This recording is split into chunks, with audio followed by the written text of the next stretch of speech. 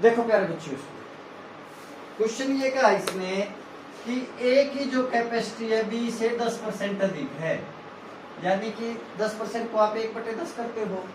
ए ने एक दिन में 10 काम किया, तो यो ए जो है बी ने 10 काम किया तो एक काम और अधिक करता है, यानी कि 1 यूनिट और अधिक है। अगर ये 10 है तो ये कितना हो जाएगा 11। और बी की कैपेसिटी सी से 25% कम है, ठीक है ना। 25% क्या होता है 1/4। अगर सी 4 है तो यो कितना हो गया 3, ठीक है ना। तो इसकी अब कैपेसिटी का रेशियो ले लो इस तरह से, 11 तिया 33, 10 तिया 30 और 10 चौके 40। यो ए की कैपेसिटी एक दिन की, यो बी की, और यो किसकी है सी। लेकिन तीनों मिलकर उस काम को कितने दिन में कर रहे हैं 12 दिन में। तो एक दिन में तीनों कितना काम करेंगे 70 और 13 103, अरे करेंगे ना 103।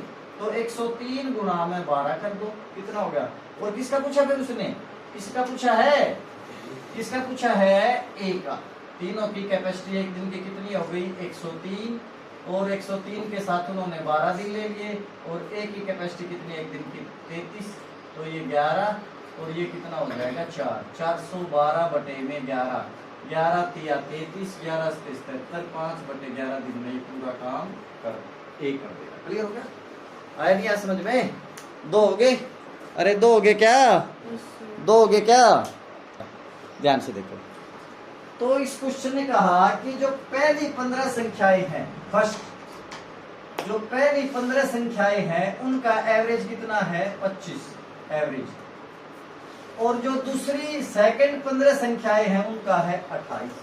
तो इस 28 को आप कैसे लिख सकते हो 25 जमा में 3 लिख सकते हो, नहीं लिख सकते, ठीक है ना। तो इसका मतलब ये तो क्या हो गया 0, तो इनका 25 एवरेज तो रहेगा ही रहेगा। अब ये जो दूसरे वाली है 3 अधिक है, तो 15 तिया कितना हो गया 45, ये आ गया। अब ये से क्या इन सभी में बढ़ जाएगा, कितना हो गया 30, तो ये कितना हो गया 1.5, ठीक है ना 1.5। तो 25 और 1.5 कितना हो गया 75 प्लस में 1.5 कितना हो जाएगा 76.5, इन सब का एवरेज हो जाएगा। आगे तो ध्यान से सुनो, पहली 15 संख्याओं का औसत है 25, दूसरी का है, दूसरी जो 15 संख्याएं हैं उनका औसत है कितना 28। तो 28 को आप कैसे लिख सकते हैं 25 जमा में 3, तो इन सब का 25 तो रहेगा ही रहेगा, ठीक है ना। तो ये जो 15 संख्याएं हैं सेकंड वाली, ये एवरेज बेस पे 3 अधिक है, तो टोटल कितनी होगी 45, और अब ये सभी में बट जाएंगे, कितना हो गया 1.5, तो 25 प्लस में 1.5 कितना हो जाएगा 26.5। आएगा भी समझ में, अरे आया क्या समझ में, क्लियर है क्या। देखो प्यारे बच्चों, कक्षा ए जो है, कक्षा ए उसके कितने बच्चे हैं 12। कक्षा ए के 12 बच्चों की औसत उम्र है 13 वर्ष, ठीक है, वर्ष में हटा रहा हूं वर्ष। कक्षा बी के 15 बच्चे हैं, उसकी उम्र है 14 वर्ष। इस 14 को आप कैसे लिख सकते हो 13 जमा में 1, क्लियर होगा।